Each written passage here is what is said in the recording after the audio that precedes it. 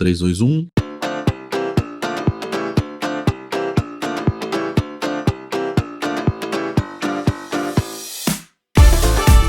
Olá a todos, sejam bem-vindos ao Bonfire Podcast. Dentro dos próximos minutos, nós estaremos atualizando você dos principais acontecimentos da semana no mundo dos videogames. Estamos aqui mais uma vez, esse é nosso bate-papo número 25. Hoje é segunda-feira, 30 de junho de 2025. Eu sou o Diego, estou aqui com meu co-host, senhor hacker de Switch, Cauê Bonite, nosso membro mais empolgado para a expansão do Destiny 2, Heroes, e nosso trabalhador assalariado, Daniel Finamor. E no episódio dessa semana, a gente vai comentar para vocês sobre o evento da Capcom com novidades sobre as suas franquias, principalmente o Resident Evil, sobre a próxima expansão do Destiny 2 e sobre a curiosa decisão da Sony em não trazer jogos para o seu serviço, além de outras informações não tanto interessantes para os donos de PlayStation. Então, se você tem aí um Play, fica com a gente até o final do cast, que esse programa é muito importante para você. Então, basicamente, a gente vai dar uma notícia boa da Capcom e um monte de notícia merda pra caralho dessas empresas filha da puta, que curiosamente são todas dos estúdios da Sony, né? Que coisa interessante, né? E olha, foi por pouco que a gente também não ia falar mal de Resident Evil 9. Sorte que eles mudaram de ideia de uma parada bem estúpida que eles iam fazer, que a gente vai comentar já já. Bom, Destiny 2, obrigado pela menção aí, Diego. Destiny 2, a nova DLC vai ser o jogo do ano. não é todo episódio que a gente tem que falar de algum jogo do ano. Pô, minha aposta é a DLC nova Perfeito. De Destiny 2. E a Sony, meus amigos, continua sendo a principal inimiga do seu consumidor, né? Quem é sonista aí, cuidado, hein? Está dormindo com o inimigo. Caralho. Bom, então vamos começar com a única notícia que me dá prazer de compartilhar, que é sobre o evento Capcom Spotlight que rolou aí essa semana, onde eles puderam apresentar novidades dos seus principais jogos, né? No caso, a gente teve novidades aí de Pragmata e Resident Evil 9 e o Requiem, que serão lançados ano que vem, e falaram também dos jogos que já foram lançados e que estão sendo ainda atendidos, recebendo suporte por parte da Capcom. Vamos falar rapidinho aqui dos principais pontos de cada um desses games. O Pragmata ganhou finalmente seus primeiros detalhes de gameplay e revelou um sistema de combate muito inovador. Talvez não tenha nenhum precedente aí em jogos de ação com um combate tão interessante. Você controla basicamente 2 protagonistas ao mesmo tempo. Eu quero ver como é que isso vai funcionar.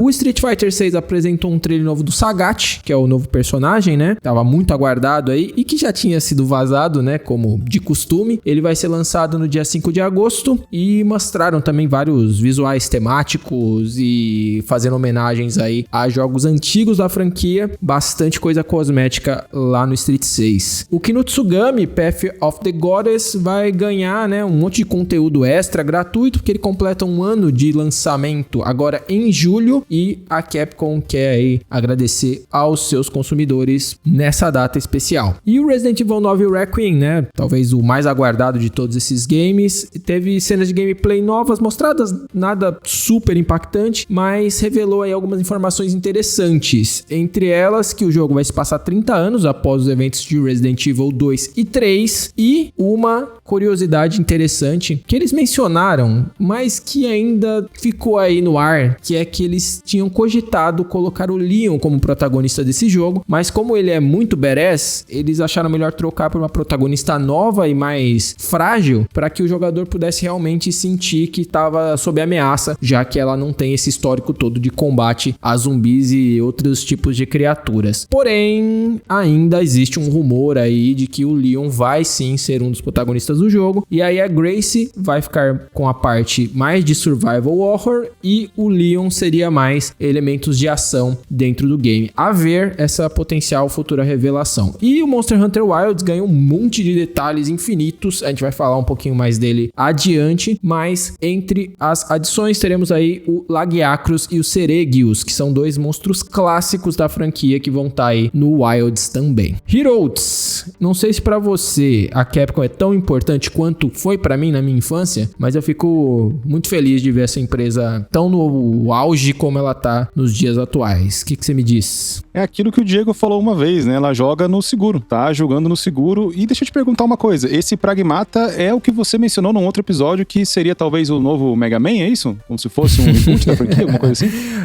Muita gente fala que ele poderia ser, porque tem algumas semelhanças, né? Claro que não existe nada que indique que isso possa ser de fato verdade. Só que a personagem, ela é uma robô, ela veste azul, ela tem um braço mecânico que parece o Buster lá do Mega Man, e o companheiro lá que anda com ela chama Williams, né? O sobrenome dele é Williams, poderia ser o Dr. Willy. Mas é só teoria, não tem nada que indique isso, e a Capcom também não desmentiu, né? Então até quando lançar, ainda a galera vai ficar querendo achar aonde tá a referência. E eu tô navegando aqui agora, nesse momento, no submundo da internet, procurando teorias, e cara, tem muita teoria sobre isso, muito legal isso. Isso cria um hype pro jogo, né? Porque Mega Man é uma marca muito forte. E a Capcom sabia o que tava fazendo, né? Ao colocar aquela cor, aquele tom de azul no boneco e tal, eles sabiam o que eles estavam fazendo, né? Mas calma aí, não é sempre que a Capcom sabe o que tá fazendo, né?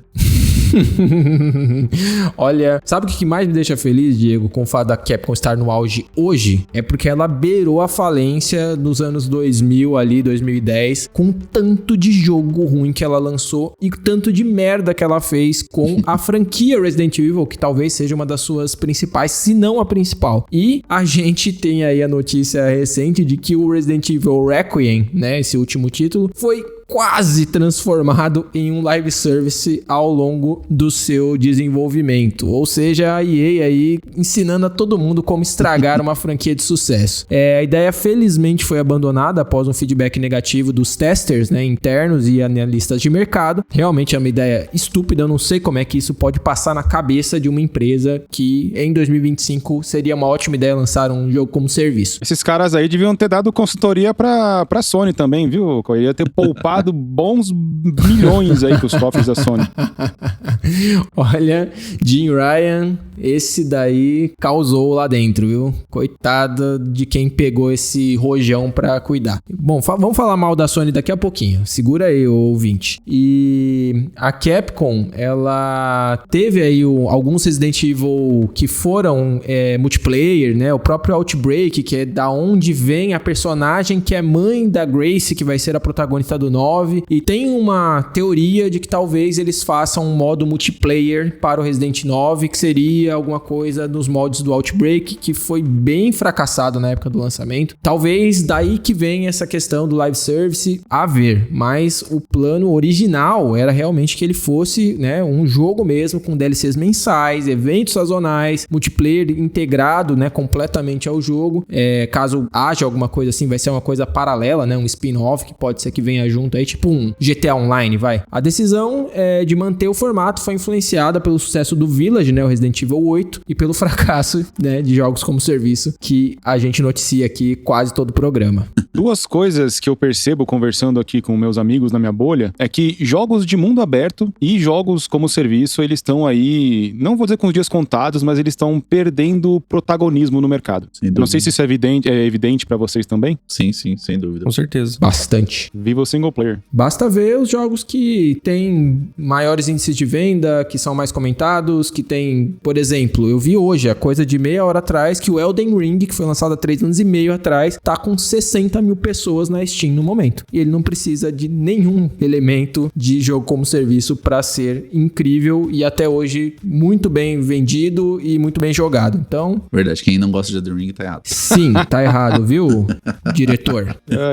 Jogo bosta. Aliás, já que a gente tá falando de jogo como serviço e fracassos, acho que é um bom gancho pra gente falar do nosso querido Destiny, certo, Diego? Sensacional, cara, ótimo gancho aí. Então assim, uma análise recente mostrou pra gente que a pré-venda da nova expansão do Destiny, Os Confins do Destino, teve cerca de 50% menos vendas do que a sua antecessora, a forma final, né? Levantando aí essa curiosidade, digamos até uma preocupação pra quem é bastante fã da série, né? Como nós aqui, por exemplo. Então, uma análise de dados retiradas do site warmind.io, né, mostrou que as pré-vendas estão 47% abaixo do mesmo período lá da forma final, que foi a DLC passada, tá? E se a tendência continuar nesse sentido aí, há ali um estudo estudo, há uma previsão que os Confins do Destino deve fechar o primeiro mês com cerca de 1,1 milhão de compras, comparado com 2,1 milhões da expansão anterior. Obviamente, né, cabe a gente considerar que a expansão anterior foi, eu diria que decisiva ou muito importante, né? Ela foi o fechamento de todo um ciclo e diria que até tinha um apelo maior, mas também não era um bom momento pro Destiny, né? Convenhamos, assim como não é hoje em dia também, né? E essa queda nas vendas ocorre aí por uma série de problemas da Band que infelizmente a gente noticia bastante aqui também, né? Seja na questão do Destiny mesmo, ou até mesmo do Marathon, né? O seu outro produto, que foi adiado agora sem data de lançamento recentemente. E semana passada também teve uma transmissão da Band, né? Falando aí sobre o futuro do jogo e tudo mais, e teve uma recepção bem negativa, né? Então a galera realmente está extremamente descontente e isso tem influenciado bastante na questão das compras. Eu comentei até com os meninos aqui, eu e a Jenny, a minha esposa, a gente jogou todas as expansões no lançamento. Super divertido, o Finamor chegou pra jogar com a gente algumas vezes também, foi muito massa. Dessa vez a gente nem comprou. E assim, a expectativa tá bem baixa, provavelmente o pessoal vai jogar aí, vai dar o feedback e a gente vai atrás ou não. Mas por enquanto eu fico ali no meu Elden Ring e ela fica lá no Animal Crossing. Sabe o que é o problema dessa DLC, Diego? Não tem um atrativo de novidade. Tudo o que eles estão falando como novidade é algo que os players já vinham pedindo em questão de consertos do jogo. Então, teve aquela coisa assim, nós derrotamos a testemunha e agora nós vamos pra fora do sistema solar. A primeira cutscene que teve depois da forma final foi uma cutscene do São 14 do Osiris meio que tentando ir, né, falando que eles querem ir pra fora do sistema solar. E aí nós tivemos mais 3 episódios depois disso, mais um ano de conteúdo, e a DLC é justamente no sistema solar. Então, é como se fosse um balde de água fria. Eu imagino que as pessoas que realmente curtem só a gameplay, que estão, né, cagando pra lore, elas vão gostar das novidades que estão aí, mesmo, na minha opinião, não tendo que ser novidades de uma DLC.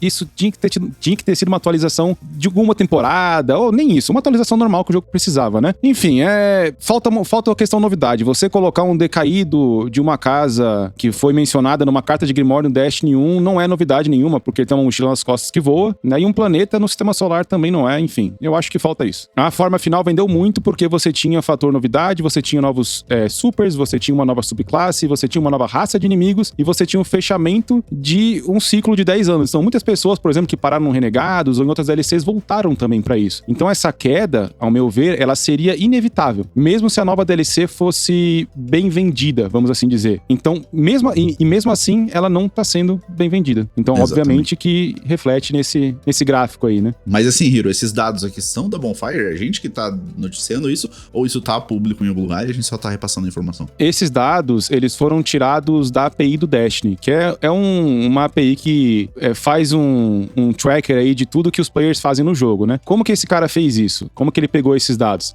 Quando você faz a pré-venda de a pré-compra, né, de alguma DLC do Destiny, você geralmente não, você ganha um emblema. Nesse ano, você ganhou um emblema que chama Vistas Externas. E na forma final, no ano passado, você ganhou o Caminho para Casual. Então, geralmente, quem compra, a primeira coisa que faz, resgata o emblema. Então, ele comparou a quantidade de emblemas dessas duas DLCs e fez essa métrica aí. E fora isso, se você for, por exemplo, na Steam agora, a nova DLC de Destiny, ela não tá nem entre os 70 nesse momento dos mais vendidos. E na forma final, ela se manteve durante 4 semanas entre os 20 primeiros. Então, é o que eu sempre digo, alguma métrica é melhor do que nenhuma métrica. Então nós temos aí 2 métricas completamente diferentes, de fontes diferentes, que mostram uma tendência de venda fraca e de queda, em comparação com o ano anterior.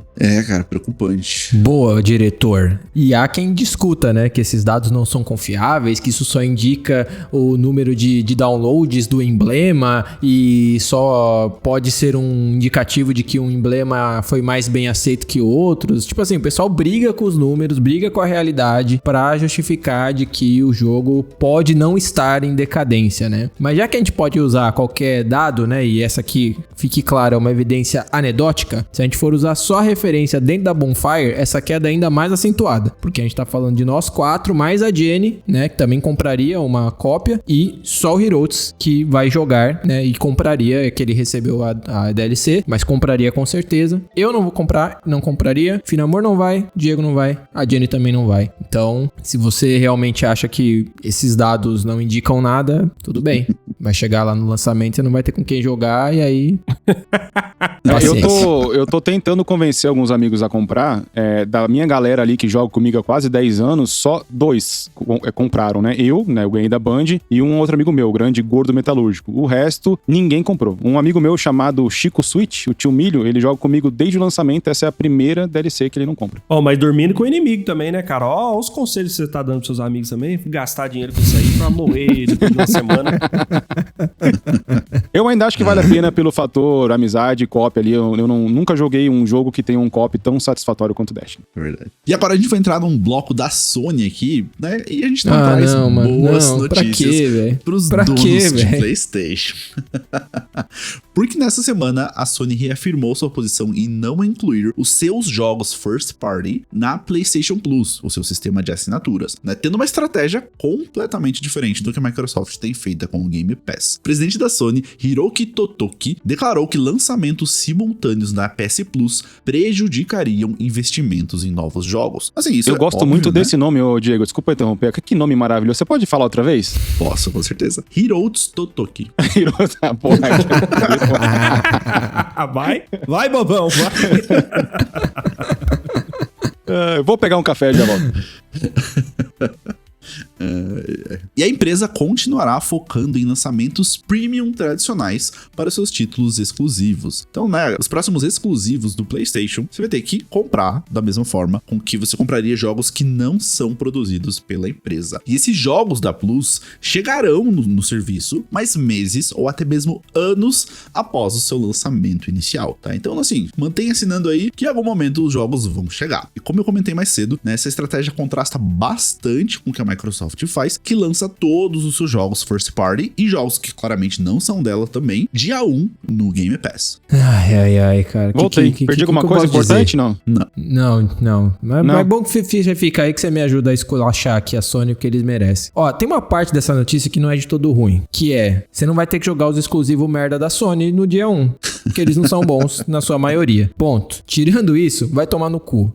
Qual que é o problema em você oferecer os seus jogos para os seus clientes, né? Para que eles de repente possam propagá-los, falarem, né, bem dele, você encher a internet de pessoas comentando sobre seus números lá em cima, mas é aquela história, né? Que a gente vai falar daqui a pouquinho. A Sony agora adora ficar bradando aí pelos quatro cantos de que o PlayStation 5 é o maior console da história, que é o mais lucrativo, que é o que mais vendeu. E aí a postura delas de recompensa a quem comprou o seu produto é essa daí. Tratar o cliente que nem um otário. Que nem eu, né? Otário aqui da Bonfire. A Sony é muito arrogante, né? Porque ela acha que ela tá nadando de braçada. Na verdade, ela tá nadando de cachorrinho. É isso aí. Ela realmente é uma arrogância que eu acho que hoje, a única que pode ter essa certa arrogância é a Nintendo, só.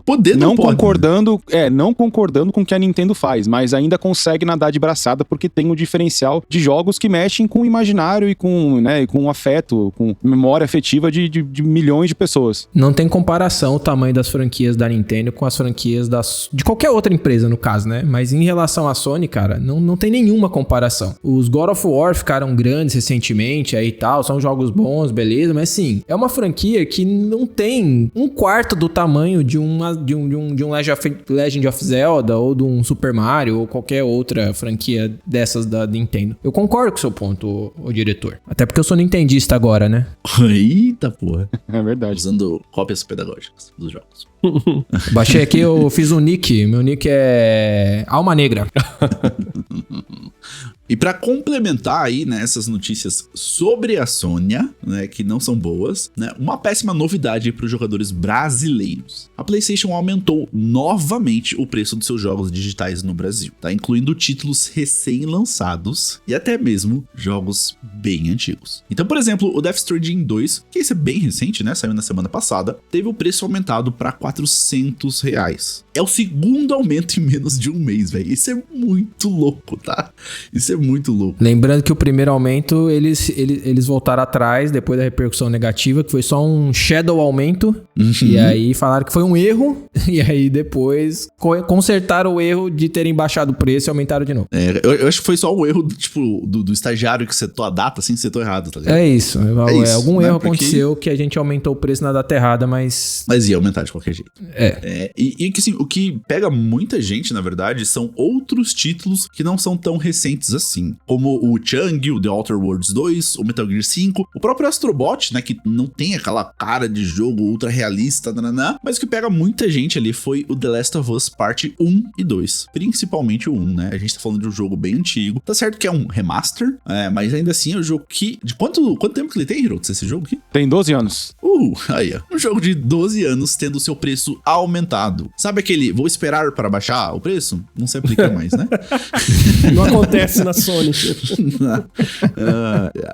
Mas ela justificou esses aumentos citando condições desafiadoras de mercado e taxas de câmbio muito flutuantes, apesar de uma certa estabilidade que a gente tem, né? Se relacionar ali o real ao dólar. Não tô dizendo que tá bom, mas tá relativamente estável há um certo tempo. As mídias físicas ainda podem ser uma estratégia, porque elas não tiveram um aumento de preço confirmado, né? Então aí, se o seu console tem entrada de CD ali e você quer jogar alguns desses jogos que a gente citou aqui, para não ser vítima desse aumento de preço, mídia física ainda é uma solução. Sonista é a versão console daquele meme. Quero pagar mais imposto.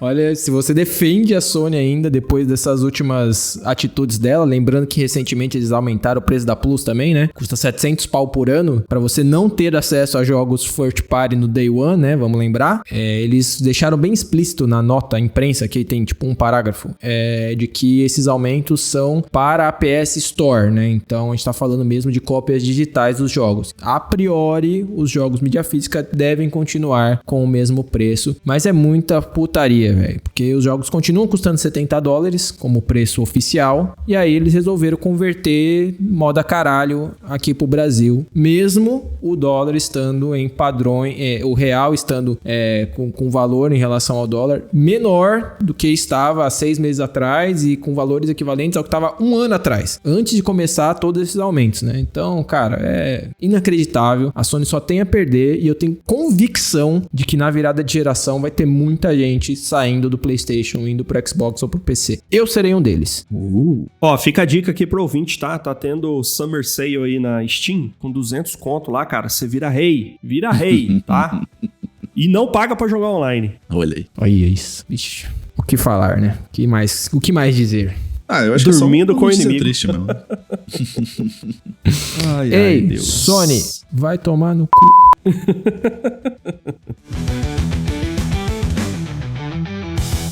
E já que estamos falando tanto da Capcom hoje aqui, senhores, vamos conhecer um pouquinho aqui mais, né? Conhecer um pouco mais sobre a história dessa empresa, né? Que é uma verdadeira lenda na indústria dos games. Para começar, o nome, né? Para quem não sabe, é a junção aí de duas palavras, Capsule Computers, e foi fundada em 1979 por Kenzo Tsushimoto, inicialmente como fabricante de máquinas de arcade, e a empresa ganhou bastante destaque aí, né? Em 1987 com o lançamento de Street Fighter, mas foi o Street Fighter 2 em 1991 que realmente revolucionou aí o gênero de jogos de luta e estabeleceu a Capcom como uma potência na indústria de games. Nessa mesma época a empresa lançou o Mega Man, que se tornaria aí outro pilar do seu portfólio, né? Os anos 90 viram o nascimento de duas das franquias mais lucrativas da empresa, que é Resident Evil em 1996, que definiu o gênero survival horror, e Monster Hunter em 2004, que inicialmente teve sucesso modesto no Japão antes de se tornar aí um fenômeno global com Monster Hunter World em 2018. A Capcom também criou outras séries amadas, né, como Devil May Cry, Dead Rising, Marvel vs Capcom, mostrando sua versatilidade em diferentes gêneros. E não esquecemos do Mega Man? Não esquecemos do Mega Man, exatamente. A empresa passou por altos e baixos aí ao longo das décadas, e após um período difícil, né, que foi em 2010, com títulos mal recebidos como Resident Evil 6. Sim, é uma bosta Resident Evil 6. Só o Diego que gosta. Não gosto, velho. Me diverti. É diferente. Cara, eu joguei o 5 com a minha esposa, e quando a gente foi jogar o 6, cara, a gente não conseguiu terminar de tão ruim que é esse jogo. É difícil. É bem difícil. Na moral. Eu me diverti também. Mas enfim, após esse período difícil, né, em 2010, a Capcom implementou uma estratégia de retorno às raízes, né, focada em qualidade sobre quantidade. Alô, Ubisoft. E esta abordagem resultou em uma impressionante sequência de sucessos sucessos críticos e comerciais, com Resident Evil 7, Monster Hunter World, Devil May Cry 5 e os remakes aí de Resident Evil, solidificando a posição da empresa como uma das desenvolvedoras mais respeitadas da indústria e mostrando sua capacidade de reinventar suas franquias para novas gerações. E aí, meus queridões da bancada, qual que é a sua franquia preferida, Heroes, da Capcom? Eu não sei se eu falo, porque eu falo muito mal de jogo aqui, mas eu não gosto de nenhum jogo da Capcom. Nenhum. Meu Deus. Nenhum, não tem nada Mentiroso. Que eu falo, cara, joguei... Você gosta de Monster Hunter? Eu joguei o Monster Hunter, o último agora, eu joguei 10, 15 horas e eu não tive saco pra terminar porque eu achei ele muito complexo, sabe? Não, eu vou terminar ele, obviamente, mas não é um jogo que eu voltaria a jogar. Lançasse um novo Monster Hunter, eu não acho que eu compraria, não. Mega Man eu nunca fui muito fã, o Devil May Cry também não, Resident Evil eu joguei até o 5, mas não morro de amores, não tenho, né? A gente tá até conversando em off aqui, não é nada que eu compraria de novo, não joguei o 6, 7, 8 e não vou jogar o 9 com certeza. Enfim, não é uma empresa que faz estilos de jogos que me agradem muito. Desde criança também nunca gostei. O único que eu joguei muito foi o Marvel vs Capcom, só. É bom demais. Nossa, bom demais. Bom demais. Meu Deus do céu, velho. Capcom, cara, junto com a Square e a Nintendo, as empresas que me fizeram gostar de videogame. Eu tenho um amor incondicional pela Capcom. Fico muito feliz deles estarem no auge hoje. Mega Man X, com certeza é a franquia que eu mais gosto, né? Não sou super fã de Monster Hunter, mas joguei o Monster Hunter World, principalmente. Os Resident Evil, todos fodas, joguei todos. Dino Crisis, foda. E faço uma menção muito honrosa aqui aos jogos plataforma do Mickey, que a Capcom lançava ali na década de 90. Maravilhosos. E, cara, a Capcom é muito especial, velho. É uma empresa muito legal. E, cara, estão cada vez maiores, né? Isso que é impressionante. Muito, muito legal. E Street Fighter também. Eu não sou um grande jogador de fighting games, mas dos jogos de luta, o Street Fighter é de longe o meu favorito. Posso fazer uma correção aqui? Faça. Se for pra se corrigir, pra admitir que você falou uma merda colossal, você pode. Falei. Eu gostava muito do jogo do Mickey. É muito não sabia que era Tá Capcom. vendo? É. Tá vendo? Muito bom. Desculpa, Capcom. É muito bom. Devil May Cry também, nossa senhora. Puta, o que eu joguei no 3, cara, nossa, não tá escrito. Eu espero um reboot aí do Dino Crisis, cara, que era um novo jogo com dinossauros. Bom. Muito bom. Eles lançaram Exo Primal, né? Não foi tão Eu assim. acho que ele foi um teste, hein? Foi um teste pra entender comportamento, física de dinossauro. Acho que foi nesse sentido. Eu tenho o mesmo Agora feeling. pega aquele aprendizado lá e faz um bom jogo de dinossauros. Porque aquilo é super divertido, cara. Mas antes de mudar de bloco, eu acho que só que é legal reconhecer que a Capcom tem feito apostas também, né? Teve o Exo Primal, o Kinutsugami é uma franquia nova, terá também, né? O Pragmata. Então eles continuam lançando franquias novas e sustentando suas franquias clássicas. Então realmente, cara, pra mim acho que a Capcom é a empresa, a desenvolvedora, o estúdio, acho que mais importante da atualidade em números de franquias, né, que tem impacto, né? Vamos lembrar, por exemplo, que o Okami foi anunciado, né? O remake. Então... Bom ponto. Se você concorda com o Cauê, me xinga nos comentários aí, tá tranquilo, viu? Tô acostumado. Tadinho, tô entendendo. Oh...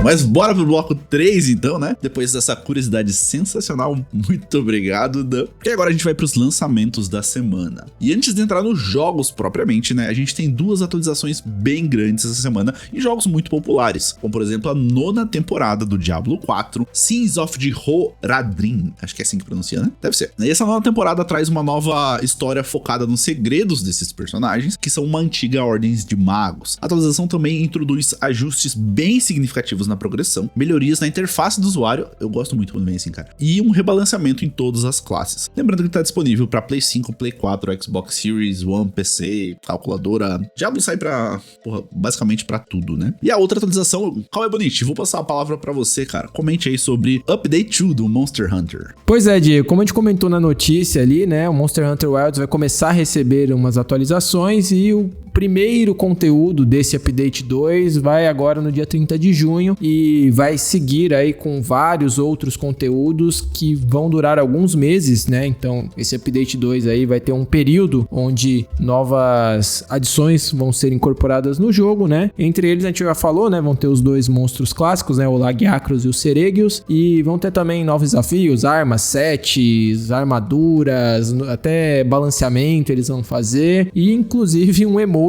né? Em colaboração com a Fender, né? Super inusitado. A marca de instrumentos musicais. Ela vai lançar uma Telecaster, né? Que é o modelo de guitarra delas, no mundo real, inspirados no Monster Hunter. E o jogo vai ganhar um emote onde os personagens podem tocar essa mesma guitarra. Muito maneiro. O update é gratuito, né? Para todos os proprietários do jogo base. Vai sair para os consoles, né? PlayStation 5, Xbox Series X e S e o PCzinho também. E nem só de expansões vive um bom gamer, né? Porque vão ter 2 lançamentos bem interessantes essa semana. No dia 2 de julho, a gente tem o Firmament, que é o renomado jogo do estúdio que trouxe os icônicos Myst e Riven. O Firmament chega aí como um jogo cativante de quebra-cabeça e aventura, disponível para Play 5, Xbox Series e PC. E já no dia 3 de julho, para os amantes de um cozy game, né, que gosta de um farming simulator, Harvest Moon, The Lost Valley e Skytree Village Remake. Enquanto estava pesquisando sobre esse jogo, os títulos eram o remake que ninguém pediu.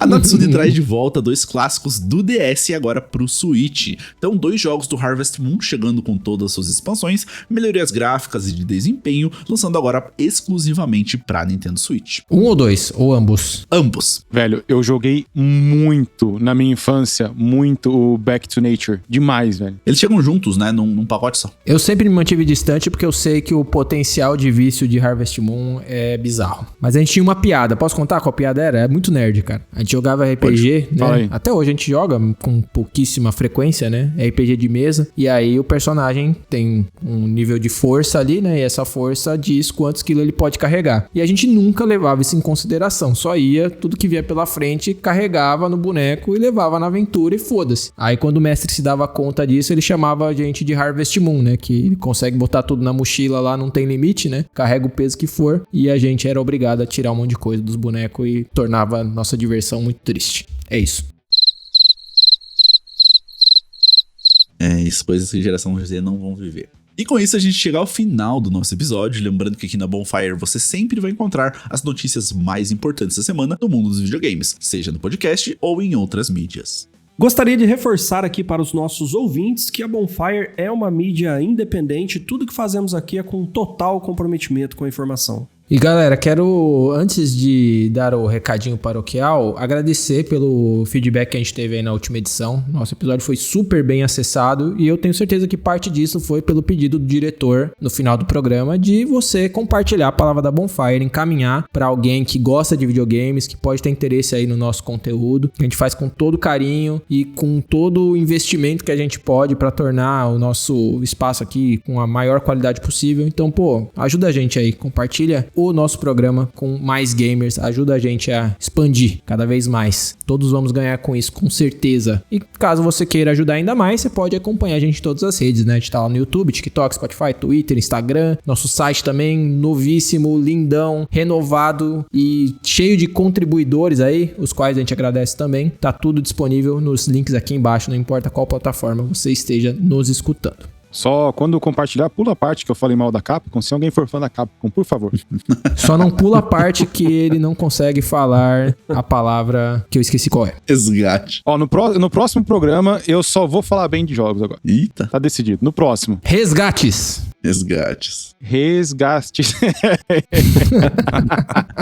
Então é isso, pessoal. Nos falamos e nos ouvimos na semana que vem. Até a próxima. Tchau, tchau. Tô esperando o Finamor de se despedir em Iodês novamente. Forte abraço, tchau, tchau. Não vai acontecer. Valeu, galera. Forte abraço, até semana que vem.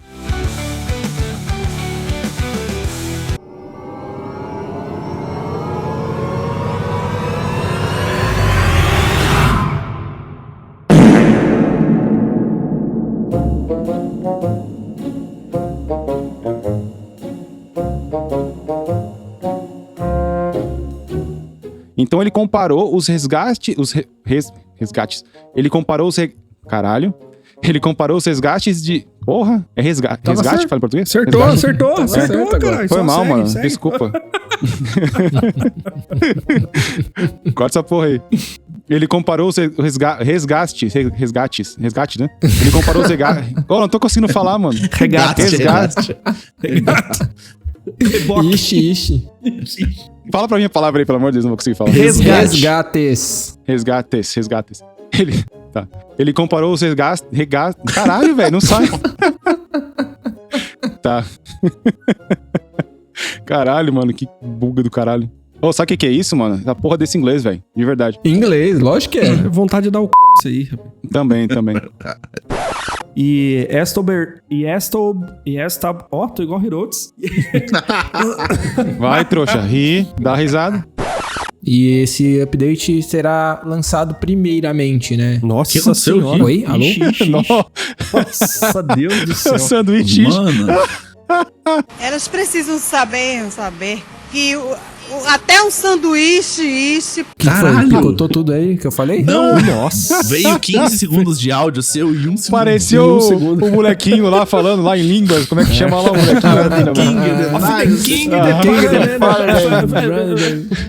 Caralho. Mano, que assustador, velho. Nunca tinha visto isso. Se gravou, depois coloca na gravação lá, porque eu estou falando normal aqui, na mesma velocidade, até onde me consta. Pô, Agora tá tudo certo. tá.